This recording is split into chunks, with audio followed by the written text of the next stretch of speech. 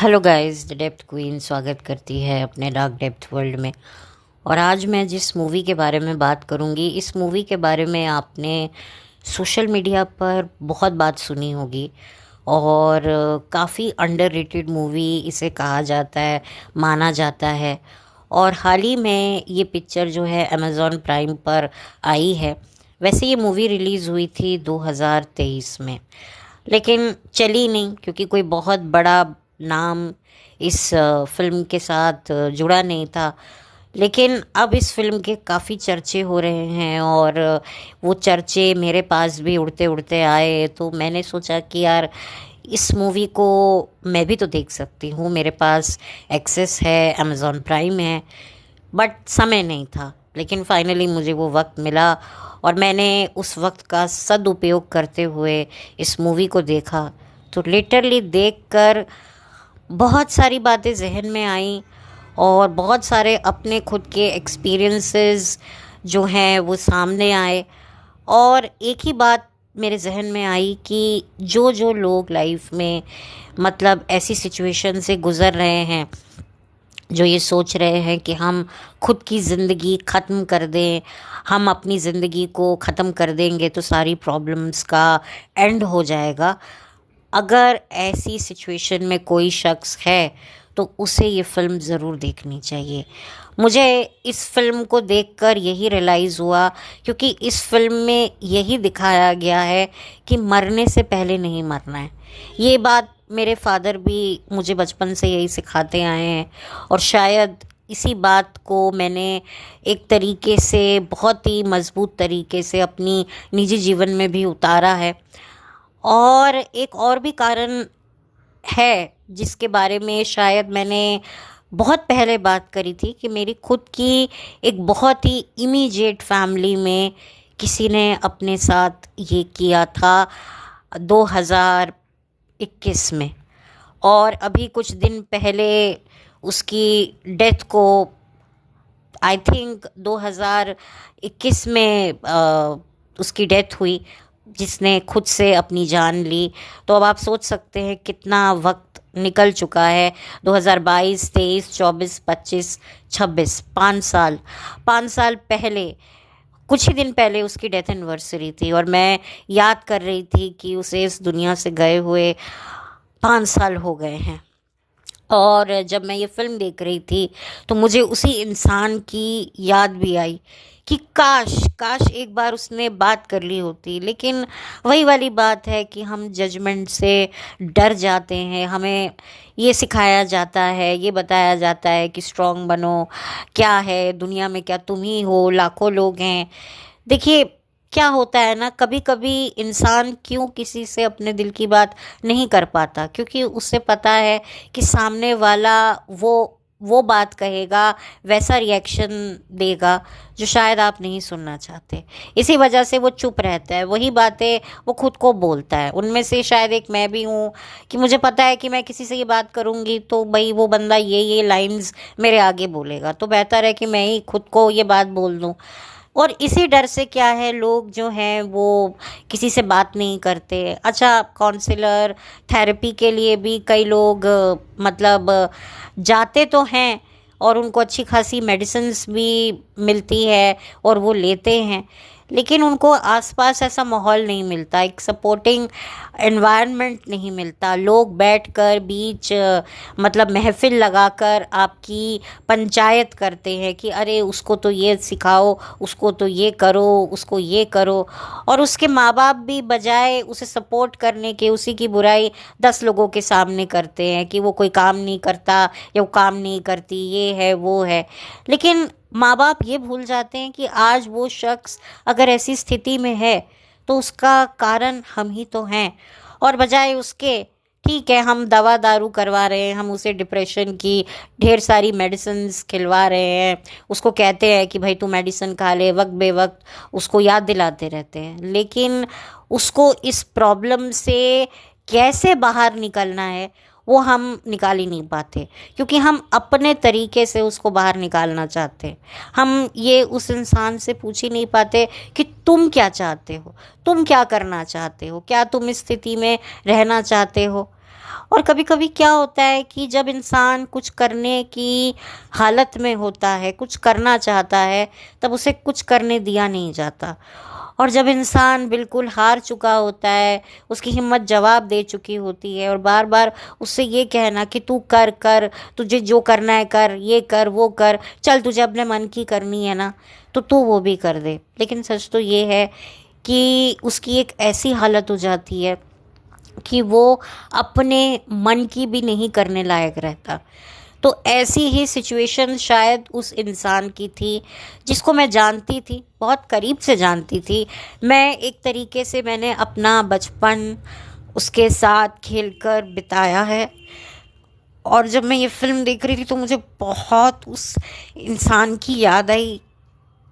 काश कुछ मैं कर पाती। इनफैक्ट हम लोगों के लिए बहुत इजी होता है कि अरे यार हमसे बात कर लेता, ये कर लेता।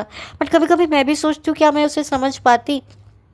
शायद हो सकता है मैं भी उसको शायद यही कह देती कि जो भी इसके साथ हो रहा है कहीं ना कहीं जिम्मेदार तो यही है ना, इसी को ये करना था।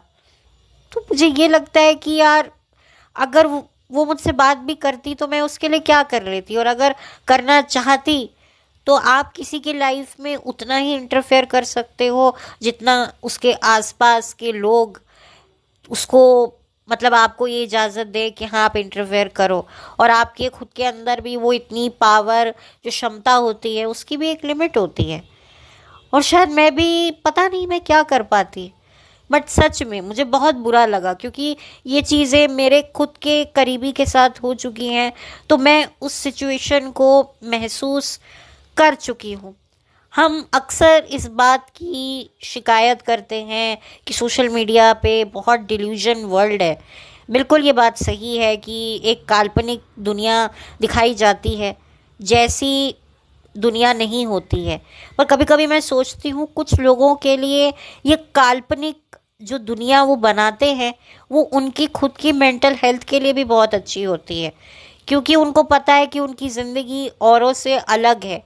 और इसका इन्फीरियरिटी कॉम्प्लेक्स वो लोग झेल रहे हैं, कहीं ना कहीं वो जज हो रहे हैं।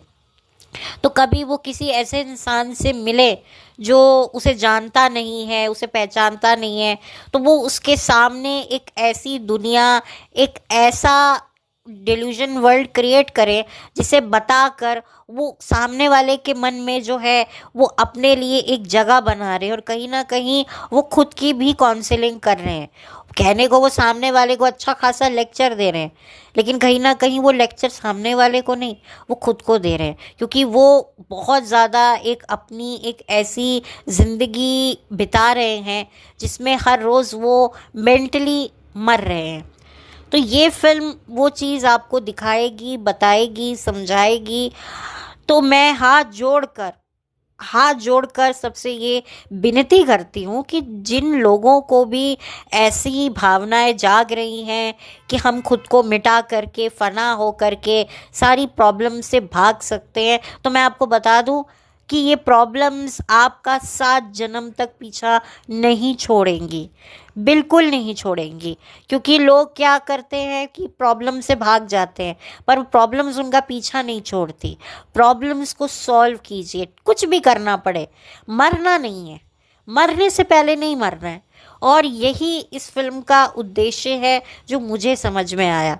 मैं इस फिल्म की स्टोरी नहीं रिवील करूँगी, क्योंकि शायद आप लोगों को ये फिल्म की कहानी पता ही है, क्योंकि ये सोशल मीडिया है और इस फिल्म को काफ़ी ज़्यादा देखा भी जा रहा है, क्योंकि अमेज़ॉन प्राइम पर अभी अभी आई है, तो लोग टूट टूट के देख रहे हैं।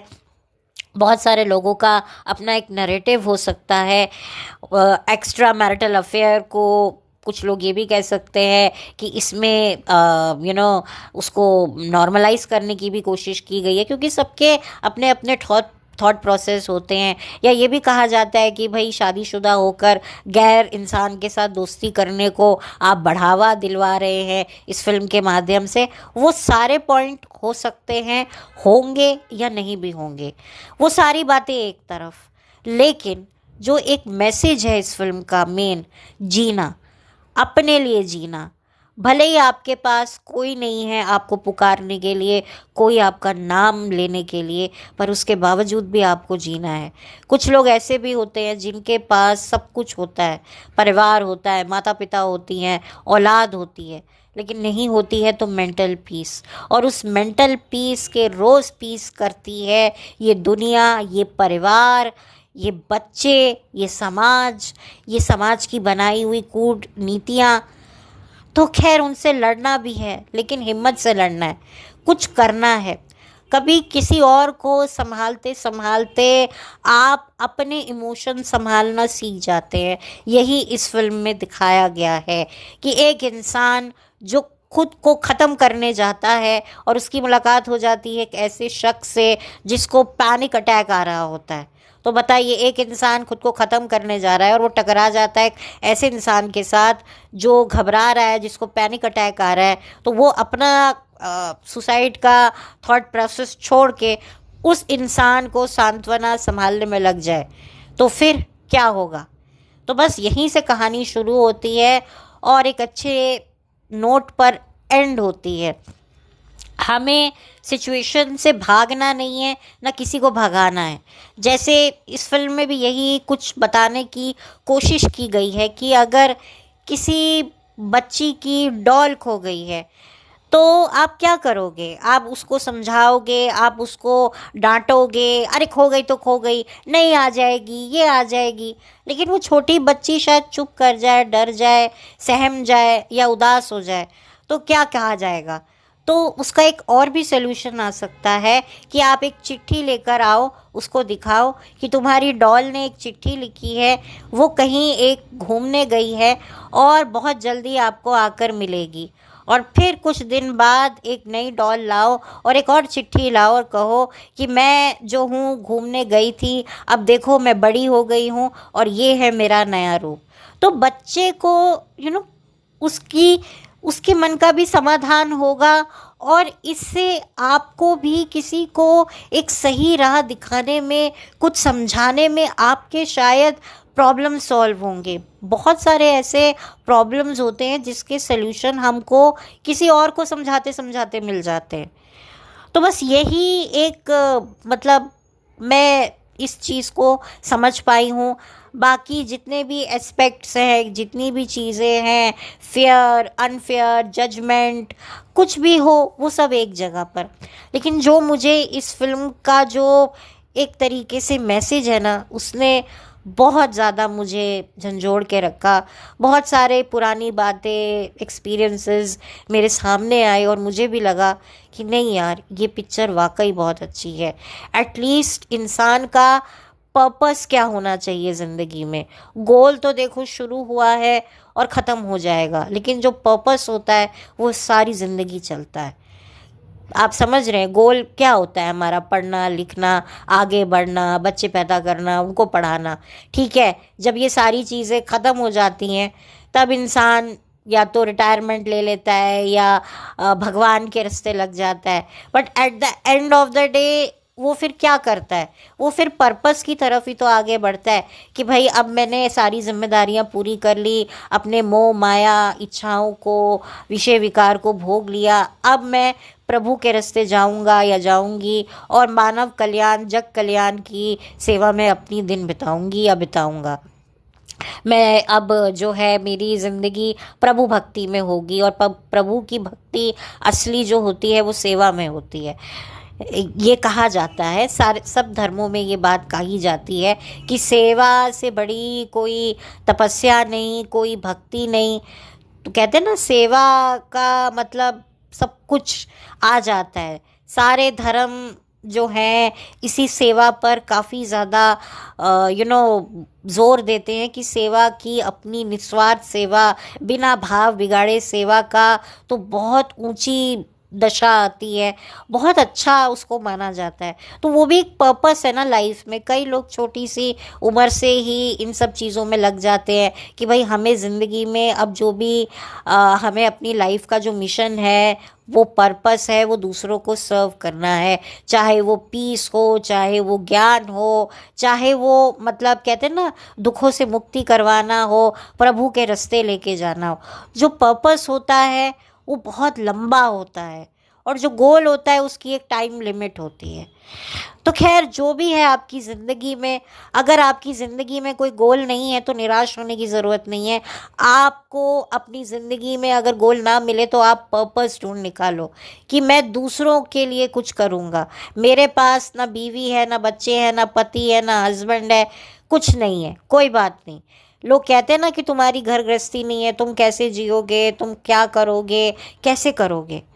तो भाई नहीं है तो क्या हुआ, लेकिन जो लोग मेरे जैसी सिचुएशन में है, अकेले हैं, उनका कोई नहीं है, तो आप उनको संभालेंगे। उनका मेंटल पीस खराब है तो मैं उनके मेंटल पीस को जो है, उनके जो मेंटल पीस के जो पीसेस हो रखे हैं, मैं उनकी पजल्स जोड़कर सॉल्व करूँगा। तो ये आ गया पर्पस। तो जब आप इसी में लगे रहेंगे तो फिर आपकी ज़िंदगी का सफ़र जो कटेगा ना, कभी कभी स्ट्रेस भी होता है, क्योंकि जो गोल होते हैं ना वो अक्सर हमें सेल्फिश बना देते हैं, और वो सेल्फिशनेस हमें फ्रस्ट्रेटेड भी करती है, इरिटेट भी करती है, जेलसी भी फील करवाती है, लस्ट भी जगाती है, और ईर्ष्या, भेद, सब कुछ करवाती है।